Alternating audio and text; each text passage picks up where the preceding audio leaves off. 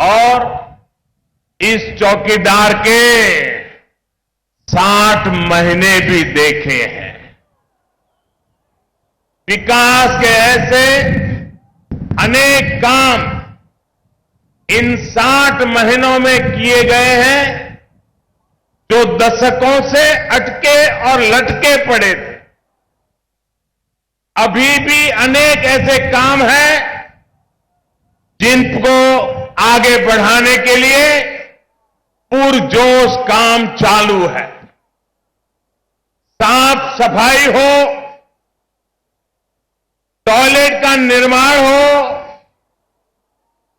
ऐसी बहुत बुनियादी मामले से लेकर के अंतरिक्ष में सैटेलाइट को नष्ट करने वाली मिसाइल के परीक्षण तक जैसे अनेक फैसले आपके चौकीदार ने लिए हैं। आपके आशीर्वाद ने ही मुझे सारे दबावों को सहने की एक अद्भुत शक्ति दी है। यही वजह है कि मैं निर्णय लेने वाली सरकार चला पाया। देश की रक्षा और सुरक्षा से लेकर माताओं और बहनों और किसान कामगार तक की सुरक्षा के लिए बड़े फैसले लेने में हमने कभी कोई कसर नहीं छोड़ी। अब इस 11 अप्रैल को आप सभी सिर्फ एक सांसद चुनने वाले नहीं हैं, सिर्फ एक प्रधानमंत्री के लिए वोट डालने वाले नहीं हैं, लेकिन आप नए भारत के लिए वोट डालेंगे जो तेलंगाना के एक एक जन की आकांक्षाओं के अनुरूप होगा। साथियों, आज मैं कह सकता हूं कि दुनिया भारत की बुलंद आवाज को आज पूरी दुनिया सुन रही है। हमारे बढ़ते सामर्थ्य को आज दुनिया पहचान रही है। हमारी प्रतिभा और हमारे आत्मविश्वास को दुनिया भली भांति समझ रही है। अगले 5 वर्षों में भारत का यही गौरवगान, यही कीर्ति, यही यश नए भारत के संकल्प में हमें सबने मिलकर के ढालना है। साथियों, बीते 5 वर्षों में देश के एक छोटे से इलाके को छोड़ दें तो बाकी हिस्से में धमाकों की खबर अतीत हो गई है। पहले आए दिन बम धमाके होते थे कि नहीं होते थे? मैं जरा आपसे पूछना चाहता हूं, मुझे पता चले आप हिंदी समझ पा रहे नहीं समझ पा रहे। पहले आए दिन हिंदुस्तान के अलग अलग कोने में बम धमाके होते थे कि नहीं होते थे? निर्दोष लोग मरते थे कि नहीं मरते थे? आतंकवादियों का जुल्म चारों तरफ छाया था कि नहीं छाया था? 5 साल हो गए। अब उसको कश्मीर के कोने में दबोच करके रखा है। बाहर निकलने का अगर कोई कोशिश करे तो उसको वही जवाब मिल जाता है। अब माताएं, बहनें, व्यापारी, उद्यमी, बच्चे, बुजुर्ग, किसान, कामगार, हर कोई बिना भय के अपनी जिंदगी के निर्णय कर रहा है, आगे बढ़ रहा है, क्योंकि चौकीदार चौकन्ना है। ऐसा सिर्फ इसलिए संभव हुआ है क्योंकि अब तुष्टीकरण के लिए आतंकियों की जात पात, पंथ, मत, संप्रदाय ये अब नहीं देखा जाता है। आतंकियों के मददगारों पर शिकंजा कसा जाता है और सीमा पार जाकर भी आतंकी अड्डों को नष्ट करने का साहस आज भारत दिखाता है। यही नई पहचान नए भारत को ऊर्जा देती है। अनुवाद चाहिए? हाँ ठीक, जितना मैंने बोला उतना बोल दीजिए। मित्रुलारा, वो हाथ में रखो कागज।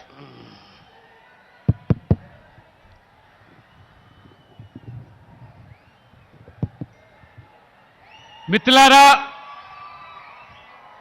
స్వయంగా 5 సంవత్సరాలుగా ఈ దేశానికి కాపలాదారుగా ఉంటూ ఈ దేశం యొక్క రక్షణ సమగ్రత మాత్రమే కాకుండా దేశ ప్రజల యొక్క సంక్షేమము అభివృద్ధి కోసం పాటుపడితే వ్యక్తిగతంగా అనేక రకాలుగా నా మీద విమర్శలు చేసినప్పటికీ మీ అందరి యొక్క కాపలాదారుగా చౌకీదారుగా నేను స్పష్టంగా వెనుకంజ వేయకుండా ఈ దేశం కోసం ఒకసారి మీరు గమనించండి. గతంలో ఉగ్రవాద కార్యకలాపాలు, తీవ్రవాద కార్యకలాపాలు, ఏ విధమైనటువంటి దౌర్జన్యాలు, అవినీతి అక్రమాలు జరిగాయో అవన్నీ కూడా అరికట్టబడ్డాయా లేదా అని నేను సూటిగా అడుగుతూ ఉన్నాను. కాబట్టి వచ్చే 5 సంవత్సరాలు మీ భవిష్యత్తు మరి ఒక నవ భారత నిర్మాణం కోసం దోహదపడాలంటే మీరు నరేంద్ర మోడీగా ప్రధానమంత్రిగా ఓటు కాదు, ఈ దేశం కోసం ఓటు వేయాలి, నవ భారత నిర్మాణం కోసం ఓటు వేయాలి. అదే నా యొక్క విన్నపం అని చెప్పి ఈ సందర్భంగా తెలియజేస్తా ఉన్నాను. भाइयों और बहनों, सुरक्षा, समृद्धि और सम्मान यही हमारे विकास के मॉडल के अहम पहलू है। दूसरी तरफ कौन है? दूसरी तरफ नेता तय नहीं, नीति है नहीं, और इनकी नियत से तो देश भली भांति परिचित है। सिर्फ अपने परिवारों के लिए सोचने वाले ये लोग गरीब, दलित, वंचित, पीड़ित, शोषित का भला कभी नहीं कर सकते। మిత్రులారా, ఒకవైపు మేము దేశ ప్రజల యొక్క రక్షణ కోసము, గౌరవం కోసము, వారి సమ్మానం కోసము మేము పాటుపడతా ఉంటే, మరోవైపు ప్రత్యర్థి వారు ఎటువంటి నాయకుడెవరో తెలియదు, వాళ్ళ విధానం ఏమిటో తెలియదు, వారు భవిష్యత్తులో ఏం చేస్తామో తెలియదు. అంతేకాదు కేవలం వాళ్ళ స్వప్రయోజనాల కోసం, వారి కుటుంబ ప్రయోజనాల కోసం మాత్రమే దళితులను, వెనుకబడ్డ వర్గాలను, అన్ని వర్గాల ప్రజలు వంచిస్తూ, మోసం చేస్తూ, దగా చేస్తూ స్వార్థపూరిత రాజకీయాలు నడుపుతున్నటువంటి వారైతే, ఇటువైపు మేము నిజాయితీగా నిబద్ధతతో ఈ దేశం కోసం పనిచేస్తున్నటువంటి నాయకులం మేము. साथियों, विधानसभा चुनाव में आपने जनादेश दिया, लेकिन यहां क्या हो रहा है ये देश देख रहा है। चुनाव कराने की जितनी जल्दी दिखाई, उतनी ही देरी मंत्रिमंडल के गठन में लगाई। हो सकता है इसका कारण भी कोई ज्योतिषी रहा होगा। మిత్రులారా, మొన్న అసెంబ్లీ ఎన్నికలు రాష్ట్రంలో జరిగినాయి. ఎందుకు ముందస్తు ఎన్నికలు పోయినారంటే దానికి ఒక స్పష్టత లేదు. తీర్పునిచ్చారు, ఫలితాలు ఇచ్చారు. కానీ ఎంత ముందస్తు ఎన్నికలు తొందరపాటుగా పోయినారో, కానీ మంత్రివర్గం కూర్పు మాత్రము వారికి 3 నెలలు పట్టింది ఆ మంత్రివర్గాన్ని ఏర్పాటు చేయడానికి. అంతేకాదు ఏ జ్యోతిష్యుడు చెప్తే ముందస్తు ఎన్నికలు పోయినారో ఈ రాష్ట్ర ప్రజానికము ఒకసారి గమనించాల్సిందిగా మీతో కోరుతా ఉన్నాను. ज्योतिषी की सलाह पर लंबे समय तक राज्य का काम ठप हो गया. జ్యోతిష్యుని యొక్క సలహా మేరకు చాలా కాలం వరకు ఎటువంటి నిర్ణయాలు లేకుండా, ప్రభుత్వం లేకుండా, మంత్రివర్గం లేకుండా ఏ రకంగా రాష్ట్ర ప్రజలు గాలి కొదిలేశారో ఈ తెలంగాణలో మీరు చూశారు. आप मुझे बताइए, 2-3 महीने पहले विधानसभा का चुनाव करवाया. अगर यही चुनाव इस लोकसभा के साथ कराते तो इतना सारा खर्चा जो तेलंगाना की जनता के सर पे पड़ा, अरबों खरबों का खर्चा हुआ, वो बच जाता कि नहीं बच जाता?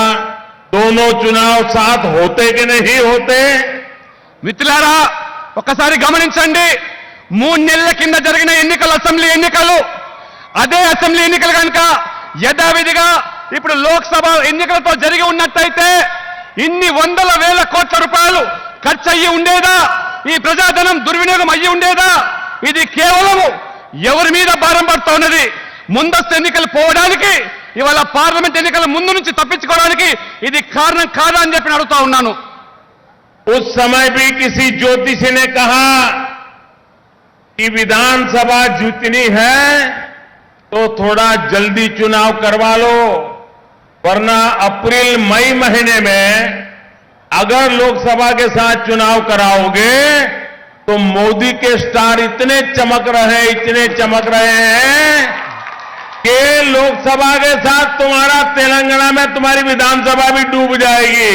और इसलिए उन्होंने ये ज्योतिष की सलाह पर 2 चुनाव अलग किए. उनको भी मालूम है कि लोकसभा में अप्रैल मई का समय ऐसा है कि मोदी का सितारा चमकने वाला है. उससे बचने के लिए उन्होंने विधानसभा के चुनाव अलग कर दिए. జ్యోతిష్యుని సలహా మేరకు వారు చాలా స్పష్టంగా చెప్పారు. మీరు కనుక యథావిధిగా పార్లమెంట్ ఎన్నికలతో పాటు మేలో జరిపినట్టయితే మే మాసంలో మీ జాతకం బాగాలేదు. పైపెచ్చు నరేంద్ర మోడీ గారి జాతకం మే మాసంలో బ్రహ్మాండంగా ఉన్నది, దూసుకుపోతూ ఉన్నది. వారి ముందు మీరు నిలవలేరు, వారి దాటికి తట్టుకోలేరు. వారు రోజు రోజుకు దేదీప్యమానంగా వెలిగిపోతూ ఉన్నారు. కాబట్టి వారి నుంచి తప్పించుకోవాలంటే లోక్సభ ఎన్నికలతో కాదు, ముందస్తుగా వెళ్ళమని వారిచ్చిన సలహా మేరకు 3 నెలల ముందే మనం కేసీఆర్ గారు ఎన్నికలకు పోవడం జరిగింది. आप मुझे बताइए, तेलंगाना का भविष्य तेलंगाना की जनता तय करेगी कि ज्योतिष तय करेगा? మిత్రులారా ఒక్కసారి మీరు ఆలోచన చేయండి. మన తెలంగాణ ప్రజల భవిష్యత్తు తెలంగాణ ప్రజలు నిర్ణయించాలా, ఒక జ్యోతిష్యుడు నిర్ణయించాలా? ఒక్కసారి ఆలోచన చేసుకోండి, తెలుసుకోండి అని చెప్పి కోరుతా ఉన్నాను. उनके हिसाब से अप्रैल मई का महीना ऐसा है कि अब उनकी पार्टी का बचना मुश्किल हो गया है. వారి యొక్క సలహా మేరకు చూసినట్టయితే ఏప్రిల్ మాసంలో ఆ టీఆర్ఎస్ పార్టీ కూడా ముక్క చెక్కలే ప్రమాదం ఉంది, అస్తిత్వానికే ప్రమాదం ఉంది. కాబట్టి ముందుకు వెళ్ళమని ఇచ్చినటువంటి సలహా మేరకే ఎన్నికలు పోయినట్టు విషయాన్ని గమనిస్తా ఉన్నాము. और इसलिए मैं तेलंगाना के भाइयों बहनों को निमंत्रण देता हूं कि मजबूत भारत के लिए, तेलंगाना के उज्जवल भविष्य के लिए ये मौका है. आइए भारतीय जनता पार्टी के साथ चले, देश को भी बनाए, तेलंगाना को भी बनाए. తెలంగాణ ప్రజలారా ఒకసారి గమనించండి. ఒక బలవంతమైనటువంటి దేశ నిర్మాణం కోసం ఒక బలవంతమైన ప్రభుత్వం కావాలా? అదే రకంగా తెలంగాణ భవిష్యత్తు, ఈ యొక్క భారత్ నిర్మాణంతో పాటు తెలంగాణ కూడా వెలిగిపోవాలంటే భారతీయ జనతా పార్టీతో కలిసి రండి. ఈ ఎన్నికల్లో భారతీయ జనతా పార్టీని సమర్థించాల్సిందిగా కోరుతా ఉన్నాను.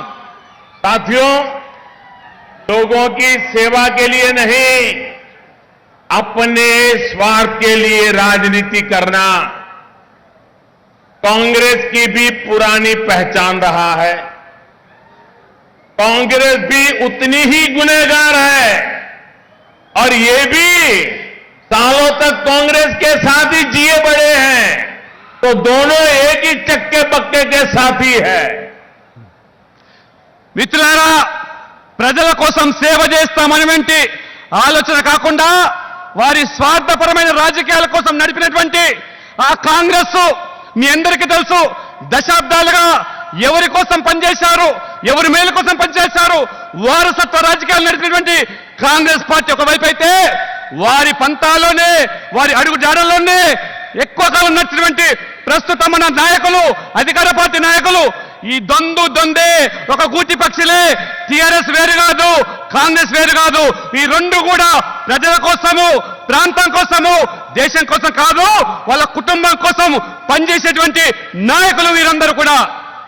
आज साफ नजर आ रहा है कि लोगों की सेवा करने वाले लोग, समर्पित जीवन जीने वाले लोग कैसे कांग्रेस को अलविदा कह रहे हैं। तमाम घोटालों की वजह से, सवालों से घिरी कांग्रेस जब देश के वीर जवानों के सामर्थ्य पर सवाल उठाती है, सपूत के बजाय सबूत की चिंता करती दिखती है, तो भी आप समझ सकते हैं कि कांग्रेस किस स्तर पर पहुंच गई है। మిత్రులారా, దేశవ్యాప్తంగా కూడా అందరికీ కూడా ఒక స్పష్టత వస్తూ ఉన్నది. కాంగ్రెస్ యొక్క నీతి మాలిన రాజకీయాలు, ఏ రకంగా అవినీతి కుంభకోణాలు పెట్టింది పేరైన కాంగ్రెస్, ప్రజలు ఇప్పుడే ఆ కాంగ్రెస్ పార్టీకి గుడ్ బై చెప్తా ఉన్నారు, కాంగ్రెస్ పార్టీని తిరస్కరిస్తా ఉన్నారు. అంతేకాదు, ఏ స్థాయికి దిగజారంటే ఈ రోజు మన దేశ సైనికులు ఎవరైతే తమ కుటుంబాలు లెక్క చేయకుండా ఎక్కడైతే హిమాలయ పర్వతాల్లో దేశ సరిహద్దుల్లో కాపలా కాస్తున్నటువంటి వారు మన వైమానిక దళం చేస్తున్న మెరుపు దాడులను కూడా నిస్సిగ్గుగా ఆధారాలు ఉన్నాయా, రుజువులు ఉన్నాయా, మీరు దాడి చేశారా, ఉగ్రవాదులు చనిపోయారా, శిబిరాలు కూల్చారని చెప్పి అడిగే స్థితికి ఈ కాంగ్రెస్ వాళ్ళు వచ్చారంటే, కాంగ్రెస్ ఏ స్థాయికి దిగజాడు రాజకీయాలు చేస్తుందో ఒక్కసారి అర్థం చేసుకోవాల్సిందిగా మీతో కోరుతా ఉన్నాను. साथियों, ये महबूबनगर केसीआर के लिए तो बहुत भाग्यशाली रहा। तब तेलंगाना का निर्माण हुआ तो वो यहीं के सांसद थे। राज बनते ही वो यहां के पहले मुख्यमंत्री भी बन गए। केसीआर के, उनके पूरे परिवार के मामा, भतीजा, चाचा, भांजा, हर कोने में हर एक का भाग्य खुल गए। लेकिन महबूब नगर के मेरे प्यारे भाइयों बहनों, आपका भाग्य खुला क्या? పాలమూరు మిత్రులారా, ప్రజలారా, ఈ మహబూబ్ నగర్ ఎవరికి మేలు జరిగిందంటే ఈ మహబూబ్ నగర్ ప్రజల వల్ల అది కేసీఆర్ గారికి మాత్రమే. ఎందుకంటే ఆ తెలంగాణ ఉద్యమంలో నమ్మి మీరు కేసీఆర్ గారిని ఇక్కడ ఎంపీ చేసి గెలిపిస్తే వారు నిజంగా కేసీఆర్ గారు పాలమూరు బిడ్డలకు, ప్రజలకు ఏమైనా మేలు చేశారంటే లేదు. కానీ చేసింది ఎవరికంటే వాళ్ళ కుటుంబానికి, కొడుకు, బిడ్డ, అల్లుడు అందరికీ ఈ తెలంగాణ పేరు మీద, పాలమూరు ప్రజలు ఇచ్చిన తీర్పు మీద వారు ఎంపీ అయినారు, ముఖ్యమంత్రి అయినారు. కానీ ఈ పాలమూరు బిడ్డలకు ఏమీ న్యాయం చేయలేని విషయాన్ని కూడా ఈ సందర్భంగా నేను మీకు తెలియజేస్తా ఉన్నాను. आप मुझे बताइए, वो आपको भूल गए हैं कि नहीं भूल गए हैं? आपको अपने नसीब पर छोड़ दिया है कि नहीं छोड़ दिया है? अपने परिवार की राजनीति, अपने परिवार के लिए उन्होंने आपको भी नीचे उड्डी गिराया है कि नहीं गिराया है? ఒక్కసారి మీరు ఆలోచన చేయండి. కేసీఆర్ గారు మిమ్మల్ని అందరినీ కూడా గాలికి వదిలేసి పోయింది వాస్తవమా కాదా? అంతేకాదు, కేసీఆర్ గారు వాళ్ళ కుటుంబ ప్రయోజనాల కోసం మాత్రమే పనిచేస్తున్నారా లేదా? మీరందరూ కూడా ఒకసారి ఆలోచన చేయండి. ఇవాళ కేసీఆర్ గారు మన జిల్లాను, ప్రాంతాన్ని గాలికి వదిలేసి తన స్వార్థమైన రాజకీయాల కోసం, కొడుకు, బిడ్డ, అల్లుడు కుటుంబాని కోసం మేలు జరుగుతున్నటువంటి విషయం వాస్తవమా కాదా? గెలిపించిన వాళ్ళను దగా చేసి మోసం చేసింది వాస్తవం కాదా అని మీ అందరినీ అడుగుతా ఉన్నాను. भाइयों और बहनों, केसीआर वंशवाद की राजनीति और तुष्टीकरण की राजनीति का एक चेहरा है। टीआरएस और एमआईएम का गठबंधन तेलंगाना के फायदे के लिए नहीं, अपने फायदे के लिए किया गया है। भारत माता का अपमान करने वालों और संविधान को ताक पर रखकर आरक्षण की बात करने वालों का ये घालमेल सिर्फ वोट बैंक की चिंता कर सकता है, तेलंगाना की कभी नहीं कर सकता।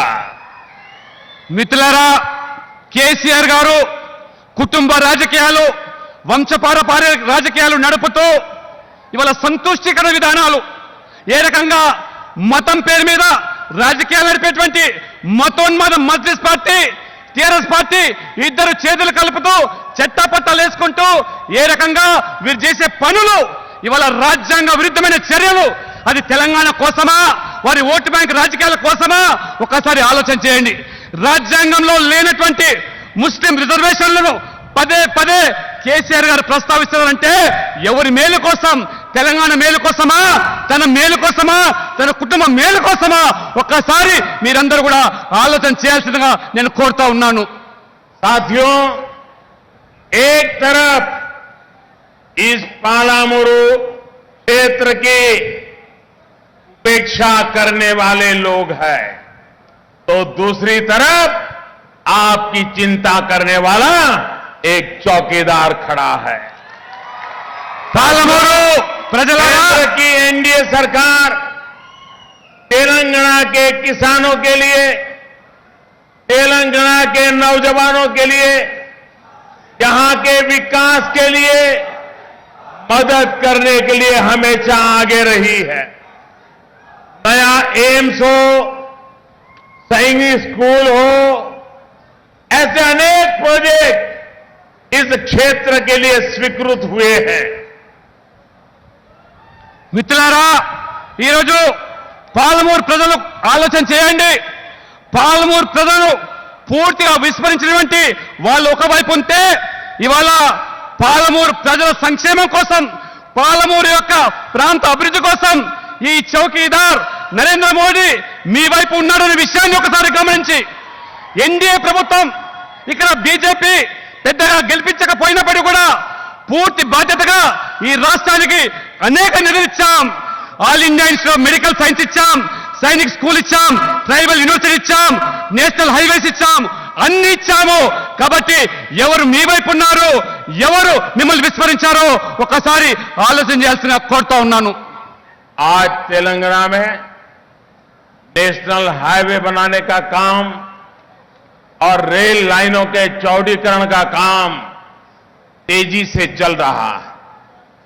तेलंगाना के लिए रेलवे बजट 2014 से पहले की तुलना में कई गुना बढ़ाया गया है। మిత్రులారా, ఈరోజు ఎన్డీఏ ప్రభుత్వము, మా ప్రభుత్వం తెలంగాణ ప్రజల యొక్క అభ్యున్నతి కోసం, సంక్షేమం కోసం పెద్ద ఎత్తున ఈరోజు నేషనల్ హైవేస్, జాతీయ రహదారులు, తెలంగాణకు అంతకుముందు జాతీయ రహదారులు అంటే తెలియదు, అటువంటిది వాళ్ళ జాతీయ రహదారుల కంటే మించి తెలంగాణకు ఇచ్చామంటే రైల్వే లైన్లు కూడా ఒక్కసారి ఆలోచన చేయండి. రైల్వే బడ్జెట్ మరి ఈరోజు 2014 ముందు ఉన్న బడ్జెట్ ఎంత? ఈరోజు 2014 నుంచి ఈ 5 సంవత్సరాల్లో తెలంగాణ రైల్వే లైన్ల కోసం కానీ, రైల్వే అభివృద్ధి కోసం కానీ ఏ మేరకు కేటాయించామో ఒక్కసారి మీరు ఆలోచన చేయాల్సిందిగా నేను కోరుతా ఉన్నాను. यहां महबूबनगर को मुनराबाद और सिकंदराबाद से जोड़ने के लिए तेजी से पटरियां बिछाई जा रही। सिकंदराबाद महबूबानगर के रेलवे लाइन का दोहरीकरण किया जा रहा है।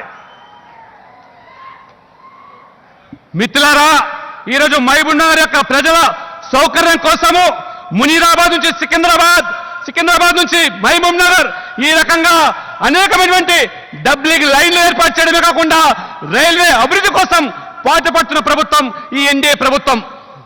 हमने जितना काम किया है वो और अधिक हो सकता था, लेकिन यहां की सरकार ने ध्यान ही नहीं दिया। भाइयों बहनों, स्थिति ये है कि जो भी केंद्र सरकार की योजनाएं होती हैं उन पर भी अपना लेबल चिपकाने की महारत यहां की सरकार ने हासिल कर ली है। మిత్రులారా, చిత్తశుద్ధితోని మా ప్రభుత్వం అనేక విధాలుగా ఈ ప్రాంత అభివృద్ధి కోసం అనేకమైన కార్యక్రమాలు చేపట్టాం. చాలా సందర్భాల్లో ఈ టీఆర్ఎస్ ప్రభుత్వము, రాష్ట్ర ప్రభుత్వము అడ్డుపడ్డది, మోకాలేసింది, అనుకున్న విధంగా సహాయం చేయలేకపోయింది. మేము ప్రవేశపెట్టే అనేక పథకాలు, ఎన్డీఏ పథకాలు ఇవాళ పేరు మార్చి సొమ్మొక్కడిది సోకొక్కడిది మా ఎన్డీఏ పథకాలు కేసీఆర్ తన పథకాలుగా చెప్పుకుంటూ ఏ రకంగా ప్రచారం చేస్తున్నారో మీరందరూ కూడా ఈరోజు తెలుసుకుంటా ఉన్నారు. चलिए ऐसा ही सही, लेकिन कम से कम काम तो हो। हमने देश भर में गरीबों को 1.5 करोड़ पक्के घर दे दिए हैं, लेकिन यहां की सरकार ने कहा था कि हम तो फ्लैट देंगे। भाई कितनों को फ्लैट मिले? మిత్రులారా, సరే పేరు మీరు చెప్పుకోండి, మాకు అభ్యంతరం లేదు. తెలంగాణ ప్రజలకు మేలు జరగాలి, పేదలకు న్యాయం జరగాలనే మా తపన. అయితే ఇవాళ మేము 1,50,00,000 మందికి పేదవాళ్ళకి ఇవాళ ఇల్లు కట్టించాం. మేము తెలంగాణలో కూడా పెద్ద సంఖ్యలో ఇల్లు మంజూరు చేస్తే మాకు మీ ఇల్లు వద్దు, మేము 2 పడకల గదులు ఇల్లు కట్టిస్తామని చెప్పి మభ్యపెట్టి అరచేతిలో వైకుంఠం చూపించి ఏ రకంగా ఇవాళ 2 పడకల గదులు అటకెక్కించారో ఒక్కసారి ఆలోచన చేయండి. దేశంలో 1,50,00,000 మందికి ఇల్లు కట్టిన చరిత్ర ఇది బీజేపీ ఎన్డీఏ ప్రభుత్వానిది. आयुष्मान भारत के तहत देश भर के लगभग 50 करोड़ गरीबों को हर वर्ष 5 लाख रुपए तक का मुफ्त इलाज सुनिश्चित हुआ, लेकिन यहां की सरकार गरीबों को ये लाभ नहीं दे रही। మిత్రులారా, పేద ప్రజలకు పెద్ద జబ్బు వస్తే ఇవాళ ప్రాణాలు గాలిలో కలిసిపోతున్నాయి.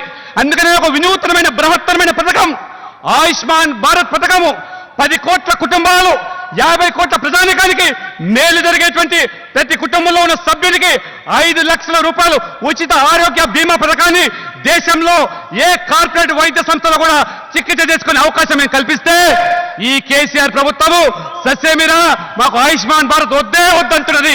అంటే పేదవాళ్లకు పెద్ద జబ్బులు వస్తే చికిత్స అవసరం లేదనే విధంగా ఈ ప్రభుత్వం వ్యవహరిస్తా ఉన్నది.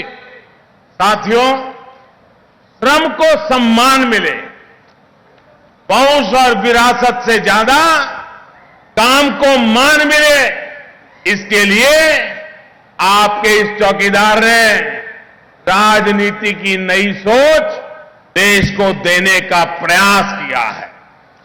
మిత్రులారా, శ్రమించి కష్టపడి పనిచేసే వాళ్లకు న్యాయం జరగాలి, న్యాయమైన గౌరవవేతనం దక్కాలి. అందుకనే ఇవాళ రాజకీయాలకు కొత్త నిర్వచనం ఇవాళ మేము తీసుకొస్తున్నాము. రాజకీయాలకు కొత్త నిర్వచనము ఈ దేశానికి చౌకీదారుగా కాపలాదారుగా ఉన్న మేము ఆ రాజకీయాలను మారుస్తా ఉన్నాము. పేదల సంక్షేమం కోసము తీసుకొచ్చే రాజకీయాలు ఈ రోజు మేము ప్రవేశపెడతా ఉన్నాము.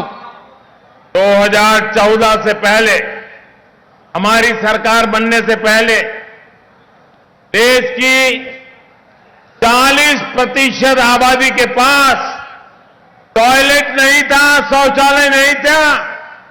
बेटियों को, बहनों को अपमान और दर्द सहना पड़ता था. आज आप सभी के आशीर्वाद से लगभग हर घर को इस चौकीदार ने टॉयलेट से जोड़ने का काम पूरा कर दिया है. మిత్రులారా, ఒక్కసారి గమనించండి.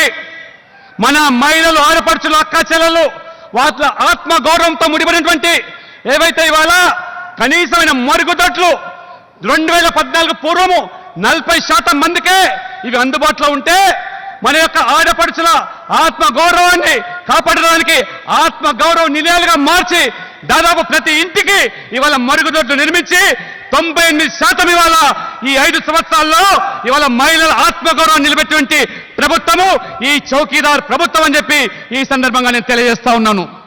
2014 से पहले मेरी गरीब माताएं बहनें कुएं में जीवन बिताने के लिए मजबूर थी.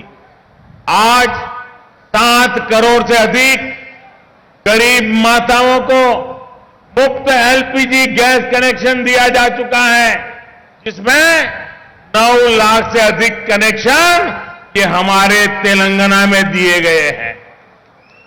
మిత్రులారా 2014 పూర్వము మన ఆడపడుచులు మన యొక్క మహిళలు తల్లులు కట్టెలపోయి బొగ్గుపై ద్వారా ఆ మసిబారినటువంటి ఒంటింట్లో ఏ రకమైన జీవితాన్ని గడిపారో మనమందరం కూడా కళ్ళారా చూశాం.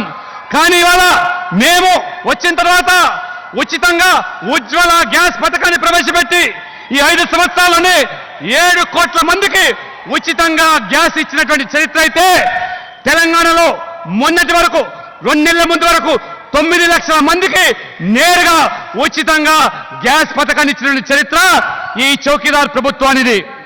आप जानते हैं हमारे देश में आरक्षण के नाम पर जाति से जाति को लड़ाने का पाप होता था, वोट बैंक की राजनीति होती थी और देश के सवर्ण गरीबों की उपेक्षा होती थी.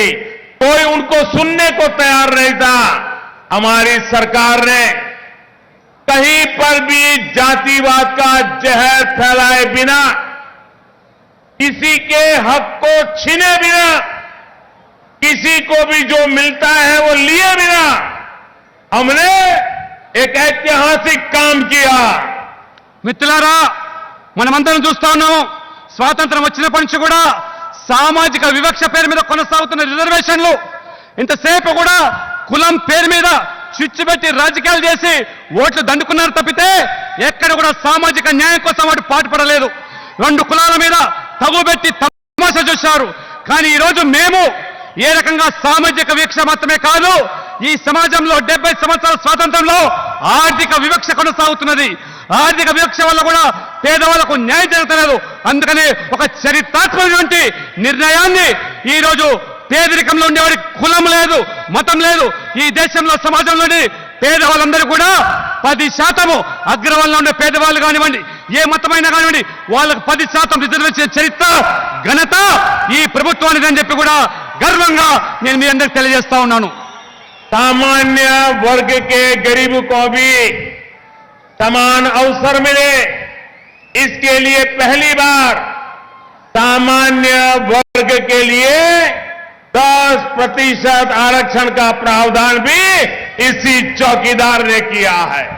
మిత్రులారా ప్రతి వ్యక్తికి కూడా సమన్యాయం జరగాలి. అందరికీ సమాజంలో ఆర్థికంగా వెనుకబడ్డ వర్గాలు కూడా న్యాయం జరగాలి. ఎందుకు వాళ్ళు విస్మరింపబడుతూ ఉన్నారు, ఎందుకు వాళ్ళను ఓటు బ్యాంక్ రాజకీయాలకు పాల్పడుతున్నారు?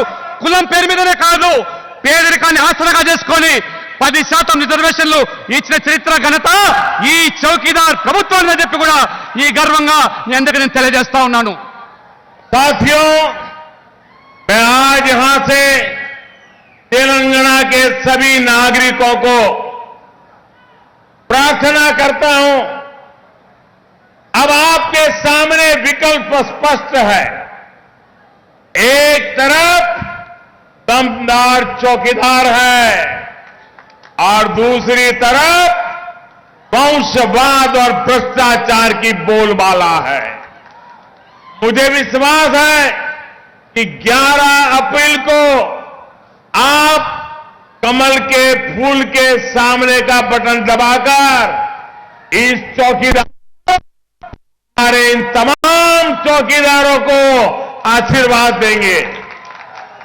మిత్రులారా మీ అందరి కూడా తెలంగాణ ప్రజలను ప్రార్థిస్తా ఉన్నాను.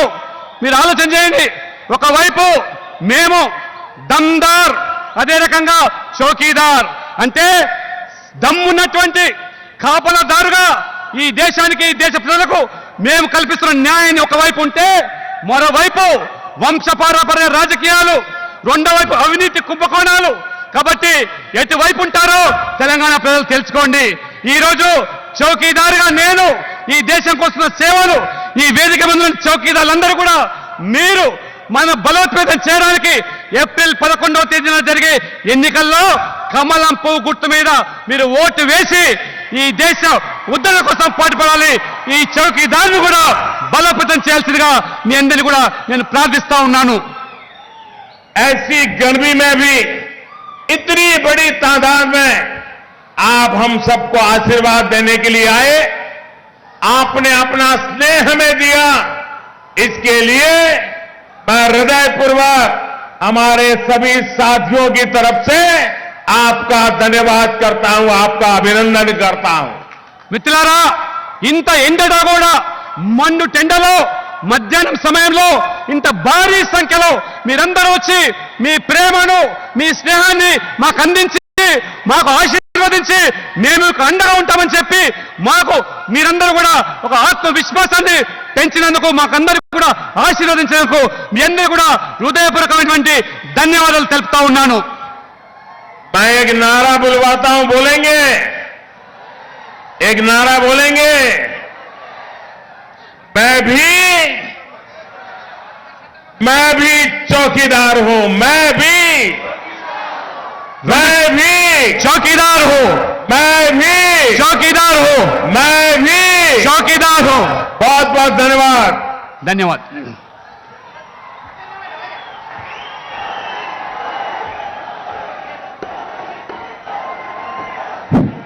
మన భారత ప్రధాని భారతదేశ చౌకీదారైనటువంటి నరేంద్ర మోడీ గారికి మన ఉమ్మడి పాలమూరు జిల్లా